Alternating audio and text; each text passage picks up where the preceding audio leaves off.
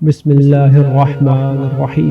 شروع اللہ کے نام سے جو بڑا مہربان اور نہایت رحم کرنے والا ہے۔ ابو طلحہ انصاری رسالت مآب صلی اللہ علیہ وآلہ وسلم کے جلیل القدر صحابی تھے۔ جنگ احد میں وہ رسول خدا صلی اللہ علیہ وآلہ وسلم کی ڈھال بن کر آپ کے آگے کھڑے ہو گئے تھے اور کفار کی طرف تیر اندازی کرتے رہے۔ ابو طلحہ انصاری کا ایک بیٹا تھا جو اسے بہت پیارا تھا۔ وہ بچہ بیمار ہوا تو اس کی ماں ام سلیم نے ابو طلحہ کو رسول اکرم صلی اللہ علیہ وآلہ وسلم کی خدمت میں بھیجا۔ اسی دوران بچہ فوت ہو گیا۔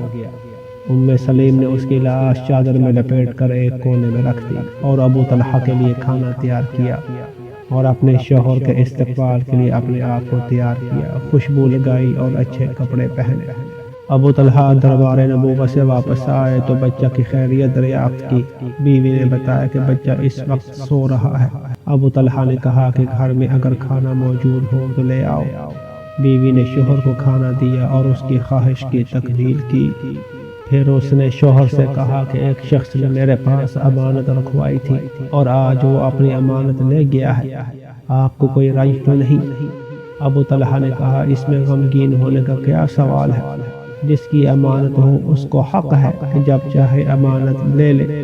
بیوی نے شوہر سے کہا اللہ نے ہمیں ایک بیٹا بطور امانت کے دیا تھا اور آج اس نے اپنی امانت واپس لے لی ہے۔ ابو طلحہ نے کہا جب تو ماں ہو کر اتنا صبر کر رہی ہے تو میں بھی صبر کروں گا اور اللہ کے تقدیر پر راضی رہوں گا۔ پھر ابو طلحہ نے اٹھ کر غسل کیا اور 2 رکعت نماز پڑھی اور رسول خدا صلی اللہ علیہ وآلہ وسلم کی خدمت میں حاضر ہو کر اپنی بیوی کی داستان بیان کی۔ پیغمبر اسلام سن کر بہت خوش ہوئے اور فرمایا خدا تمہاری آج کی ملاقات میں برکت دے۔ پھر آپ صلی اللہ علیہ وآلہ وسلم نے فرمایا میں خدا کا شکر ادا کرتا ہوں کہ میری امت میں بھی اللہ نے بنی اسرائیل جیسی صابر خاتون پیدا کی ہے۔ لوگوں نے پوچھا کہ بنی اسرائیل کی خاتون نے کیا کیا تھا؟ رسول اکرم صلی اللہ علیہ وآلہ وسلم نے فرمایا بنی اسرائیل میں ایک خاتون تھی، اس کے شوہر نے اسے آ کر بتایا کہ آج ہمارے ہاں چند مہمان آ رہے ہیں، ان کے لیے کھانا تیار کرو۔ عورت مہمانوں کے لیے کھانا تیار کرنے لگی۔ اس کے 2 چھوٹے چھوٹے بچے تھے جو کھیل رہے تھے۔ کھیلتے کھیلتے دونوں کنویں میں گر گئے۔ عورت نے اپنے بچوں کے لاشیں کنویں سے نکالے اور انہیں چادر میں لپیٹ کر دوسرے کمرے میں رکھ دیا۔